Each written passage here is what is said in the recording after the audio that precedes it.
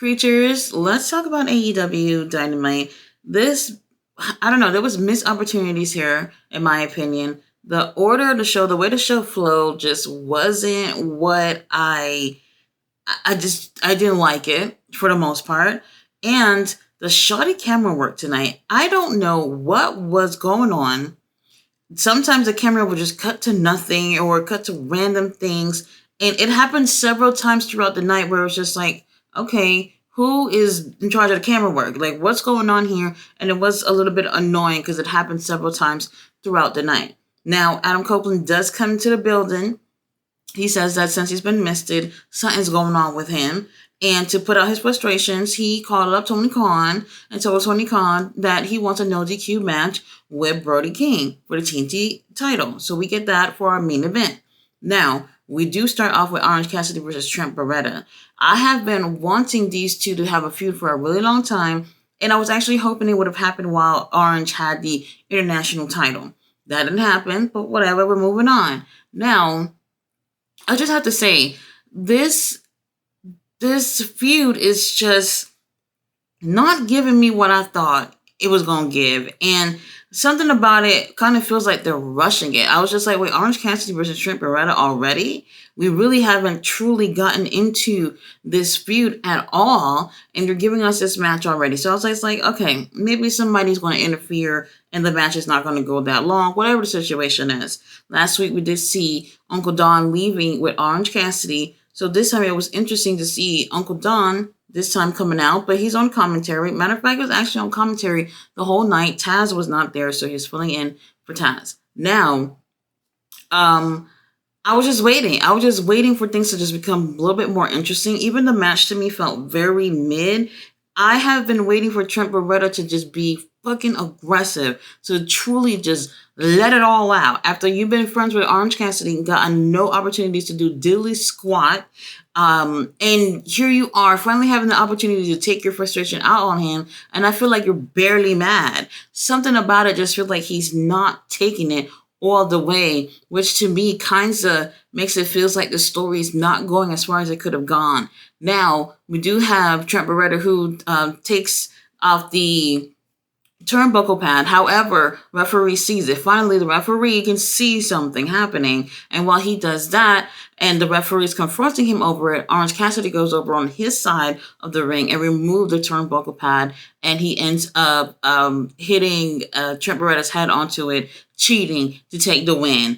Now, Trent Beretta's upset after this, and he goes and attacks Orange Cassidy exactly the way that I was hoping for. But it could have been a little bit more aggressive. Orange Cassidy does end up being able to get up on his own. Well, he was crawling for a little bit, but he ended up getting up on his own 2 feet. Matter of fact, Uncle Don went over there to help Orange Cassidy. Meanwhile, Chris Statlander comes out, and she's in the middle of the whole thing trying to keep this thing from going further than what it is. Now, I'm just not impressed right now. I really don't know where the story is even going to go. Maybe Chris Statlander and Trent will be healed together. I just have no clue. But in terms of story, this is absolutely rushed within the past few weeks. And this isn't the only thing that is rushed in the past few weeks just to make it to the Double or Nothing pay-per-view. Now, after this, though, we got a promo from Jack Perry from last week that apparently was on YouTube or whatever it was. They end up airing it on the show. And Jack Perry had like a scratch under his eye, whatever. Something about Jack Perry. You see the changes. I'm not 100% convinced. It's going to take a little bit. Now, here we have, after the commercial, Kenny Omega up next. And I was really excited. And for whatever reason, thinking that he was going to be on the show live, this dude sitting on a hospital bed with a hospital gown and a fake-ass hospital. And he is basically talking about how there's going to be Team Elite versus Team AEW. And I was just like, oh, okay, well, this is, I think, what we thought was going to happen. But I thought this was going to happen like later on in the summer where they actually had time to let the story cook. But I was just like, okay, we'll see. But he announces this for Double or Nothing. And I'm just like, okay, so soon? Why are we doing this so soon? Now he ends up revealing 2 of the people who's going to be in Team AEW. And no surprise, FTR's in it. And I'm just like, oh. Okay, fine. And then he goes and say that the next two members of that match of that team is going to be announced sometime soon. And honestly, it was great to see you, Kenny Omega. But I mean, already with Team AEW so soon, I'm really surprised about that. I wasn't feeling that. So now after that, we do have Serena Deeb, who is with Tony Schiavone. Once again, they're doing that weird thing where they're not facing the crowd and catering more to the people who's on at home watching on TV rather than the audience who has paid whatever amount of money that they have paid to sit there and watch y'all live, which is just so weird to me. Serena Deeb talking.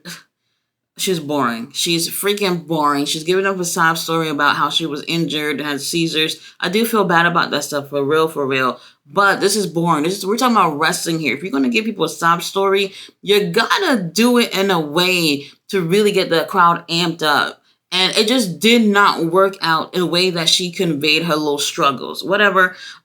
We do have Tony Storm who puts us out of our misery. And she goes on and basically said, I don't give a shit about what you went through. You're not winning that title at Double or Nothing. Now, Serena does hit Tony Storm. And I'm just wondering, where's Luther? Tony Schiavone, why aren't you helping our champion get up?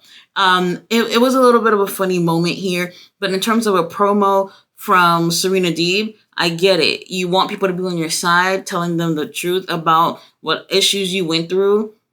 But there's a way to do it in pro wrestling, and you bored the fuck out of me and probably everyone else. Now after this, we do get a Orange Cassidy little medical update. He back there with a pack of ice on his neck. And here's Rocky Romero saying, hey, I'm going to be going against Jay White later on. If I win that match, we get a trios opportunity to go for the trios titles. And Orange Cassidy's like, what? My neck is fucking broken. I don't give a damn about no title shot. Now, they didn't have a third person to be on their team anyway. But Rocky is adamant about winning this match with Jay White. So he's going to want to win it for them. Now, Harley Cameron versus Mariah May. Yes, Harley Cameron, the one that's always singing, rapping, her tits out and everything like that. She had a match with Mariah May. They said she had like already 3 matches with AEW. And I've been watching AEW for a while, a long while. I never remember seeing her in a match at all. Now, I'm going to tell you what disappointed me here. Now, I'm not going to lie. Harley not being in the ring like that, I think that played a role into this match being more on the boring side. However, what disappointed me was all these commentators, Tony Schiavone, Excalibur, Don Callis, sitting there talking about everything else under the sun other than what was going on in the ring with those ladies. And I was just like, why are we talking about everything else but what's going on in the ring? Now, I'm not going to lie. I thought the match was boring and I didn't care too much for it. But this is y'all on TV and the ladies are in the ring. The one time that they're in the ring for the whole night. And y'all talking about Orange Cassidy and them. You talking about Elite in AEW. Y'all talking about everything else but what these ladies are doing. And I just felt like, whoa, what was with that? I didn't agree with that at all. Mariah ends up taking the win with a Mayday, and we did have Saraya who's ringside yapping and screaming or whatever, but for me, the match didn't do anything for me. And when they came out after a long commercial break of picture in picture, then they started talking a little bit about the match, but by then the match is damn near done. And it's just like, okay, now that you've acknowledged these ladies in the ring after y'all talked about everything else, that really rubbed me the wrong way. We have to do better when it comes to women in the ring. Like I said, boring or not, y'all commentators, y'all gotta really bring some attention to what's going on over there. And they didn't do that, which really disappointed me. And after the match, we do have Saraya who goes on and attack Mariah May, but then Mina comes out and help her bestie, act like they was gonna kiss, but instead she basically swerves her, go get 2 glasses of champagne, and they drink together. Whoop-de-doo. Great, I guess. All right, so we have our champion, Swerve Strickland, who comes out to the ring, and he calls out the patriarchy, the whole group. He said, bring your Addams Family looking asses come out here and let's talk about Double or Nothing or whatever he wanted to talk about.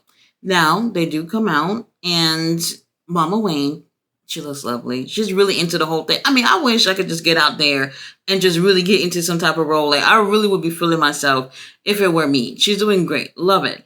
Nick Wayne, though. Nick Wayne looked like he just hit puberty with a little mustache and a little beard that's pushing out. It's looking weird. Anyway,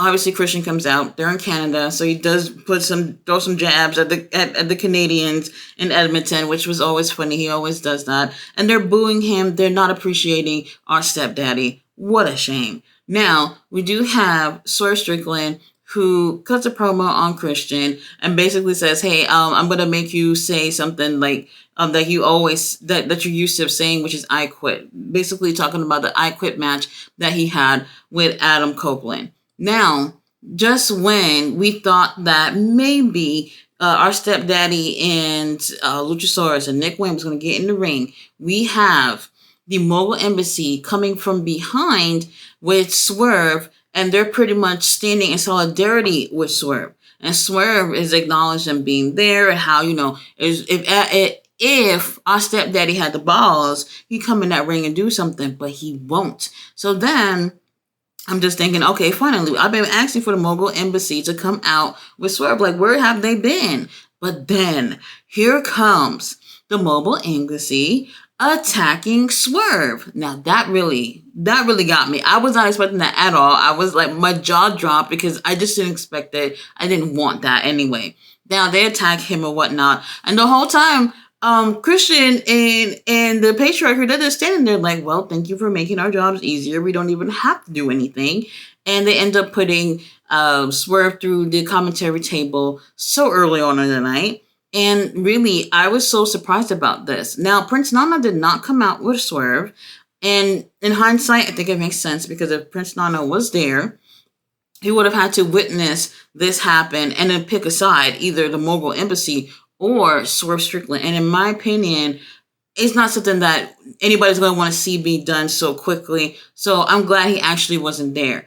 Now, here's the hiccup for me, is that we're at the point where Swerve Strickland, who is a champion, is going to be needing help from somebody, because now he has the Mobile Embassy and also the patriarchy, who obviously are not on the same page. They both attacked him and he's on his own. He needs to form some type of alliance with somebody. And speaking of that, we did get a nice little video package of Samoa Joe working out, and it looked absolutely great. I don't know if he's going to try to recruit Samoa Joe for help, but we've been there, done that before with MJF when he was world champion. Well, nevertheless, Swerve is champion and they've made him look weak. Now, I'm not 100% bothered by this. The thing is that where does he go from here after, for the second week of the road, getting attacked and now having no one by his side against all these people, and the top guy of the company is going to be looking to recruit people to be on the same page with him. And on top of that, he's definitely a full babyface at this point, and I was hoping for a heel champion. Now after this, we do have Jay White versus Rocky Romero in a really great match. These guys were just back and forth. They're so close, where it's just like, hey, any of these guys could actually win. In my opinion, I didn't really care for Rocky Romero to take the win, because really I don't want Orange Cassidy even being close to another title right now. So I didn't really care for him winning. But we did have a really great match with them. Why is Bullet Club Gold walking around with 3 sets of titles, the original trios titles, the acclaimed pink titles, and the Ring of Honor 6-man tag titles? Why are we walking around with all these damn titles? I have no clue.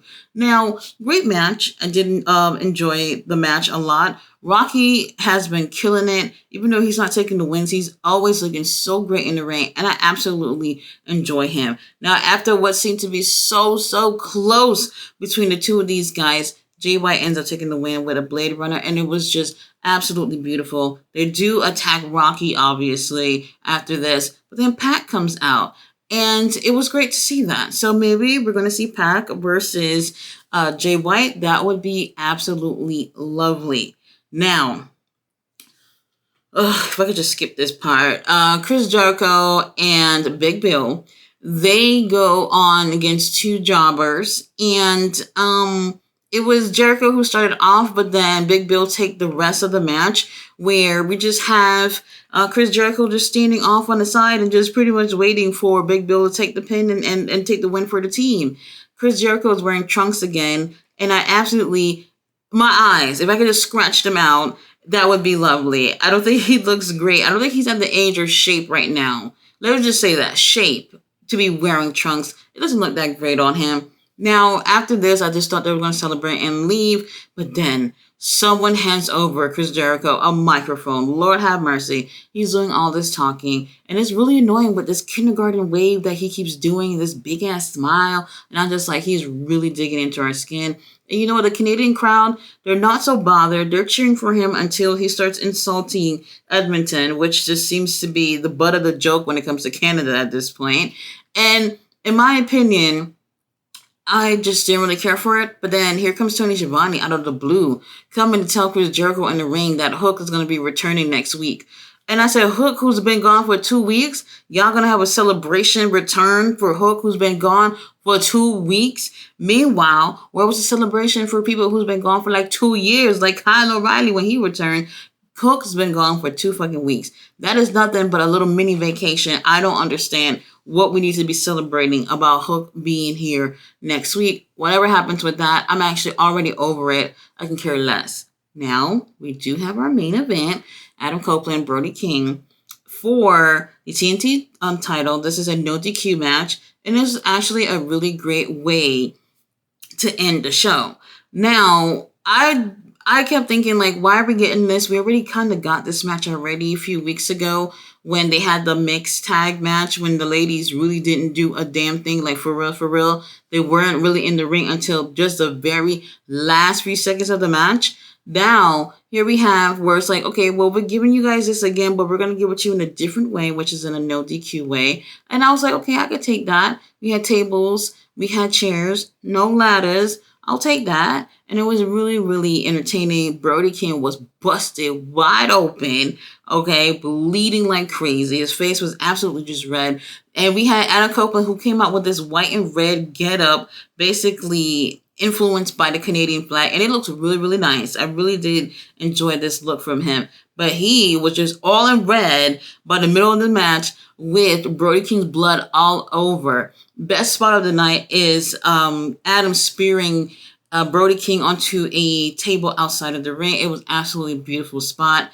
And once again, there's some things that was going on once again with the camera and shit like that. Even to go back real quick, when Swerve had got attacked by the Mogul Embassy, cameraman was nowhere to be found to actually catch the attack happen. We end up seeing like when it already just happened. It's just like, where were you? Aren't you supposed to be on standby waiting, knowing when these spots are supposed to happen?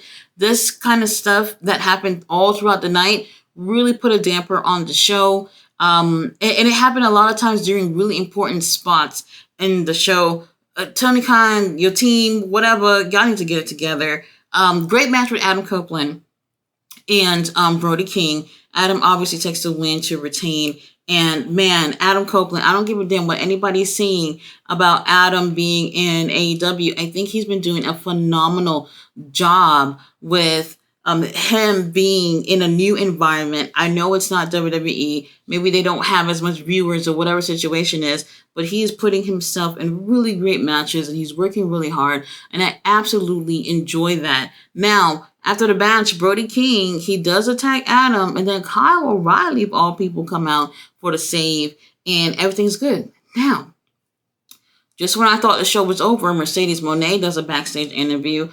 Promo's not bad, but, you know, you got to do a little bit more to convince me in terms of her promo skills. She's obviously ready for Willow Nightingale. She's not feeling sorry about anything that has happened thus far, and that she is going to have this match and take the win at Double or Nothing. And I absolutely believe it. Now, after that, we cut to Adam Copeland and Kyle O'Reilly with their little interview.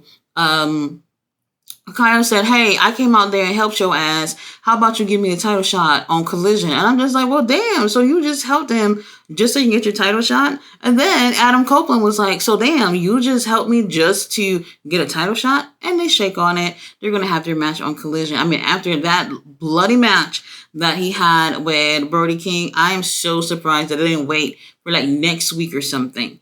Now that ends up happening with them, and then here we have. Oh, wait. Before that, they said it's going to be on Saturday for Collision in Vancouver, which is still going to be in Canada. And the audience booed. Am I missing something? Are they booing because it's not going to be at Edmonton, or is it because they don't like Vancouver? I don't know what that was, but the way they booed, I thought it was absolutely hilarious. Now, just when I thought the show was over, here we have the Elite making their way to the ring, and I was just like, holy shit, we're like 5 minutes after the show would have normally ended, and they're in the ring. Okada gives a little bit of English that he's been studying, and all of a sudden we have Team Elite who has come out. FTR comes out first, and then the next member, Eddie Kingston. Something about it was just like, I'm not surprised, but why are you in this? And then the last member, Brian Danielson. Yeah, I know I love Brian Danielson, but I was just like, well, why are you in this? Now, let me just say this. They get into the ring, and one of the Jackson brothers was like, oh, you're not going to come in here and put your hands on us. And that's exactly what they do. They put their hands on them. The show ends out in a brawl, and, you know, the referees, wrestlers, security guards, all these people come to break it up, and the show is over. Now, when I'm thinking about Team AEW, I was thinking like some Avengers style thing happening. I thought we were going to have a feud going on to like somewhere in the summer. Well, then at the end of the summer, it's going to be Elite versus Team AEW. But we just made up a team like really, really quick after just a couple of weeks of this whole thing happening. It just seems so freaking quick. Like, why y'all rushing these things? There is no really great stories being told when y'all rush to put stuff like this. Now y'all gonna have this Anarchy in the Arena match in like 2 weeks, and it's just like, y'all didn't really let this story marinate. Y'all could have, like, we don't get things in not just AEW, but I think in wrestling, these long-term stories that lead to this blockbuster match after a few months. Where is that? Where is that feeling of we've been going through a really great feud and now we're finally having this match? Like, if they did that, that would have just been amazing if they gave us a few months of something. Tony Khan, you're not creative enough to span this thing out and be creative and let people really want this match in a few months' time. I really don't understand what's going on with that. Really weird to me. In my opinion, which I haven't really dug deep and think about it, the team that they could have assembled could have been better, in my opinion. Yes, they have really great wrestlers on this team. But when I think about Team AEW, I would have picked other people to be in this. If they had allowed a story to cook up with this, where we slowly started getting people to fit into that Team AEW team, then I think it would have made a little bit more sense. We're just throwing people out there to get in the ring with them, and to me, it's just not good enough. We could have done so much better when it comes to this. We got an Anarchy in the Arena match for Double or Nothing, and I'm betting whatever I have in my pocket, which is not much, that's going to be the main event of the show. Matter of fact, on X, Willow versus Mercedes was trending to be the main event of Double or Nothing, and that's definitely not going to happen. You guys, this show, it was okay. Some good stuff, not so great stuff. Tony Khan, get it together with your camera. This was just horrible camera work tonight. I don't know what happened. Fix it. This could be such a better thing going on with AEW, but they rush these storylines too quickly because these pay-per-views are just so close to each other that they don't give time for things to really play out. In my opinion, it's just really disappointing. But what's not disappointing is you guys watching my watch-alongs, watching my reviews, putting a like. I absolutely appreciate all the love that I get on my channel. It really warms my dark heart. You guys, thanks very much for watching my review. I'll be back on tomorrow with Ring of Honor, and then on Saturday with Rampage and Collision. No Rampage on Friday, so go get some sleep or go to the club or something. See you guys then. Bye.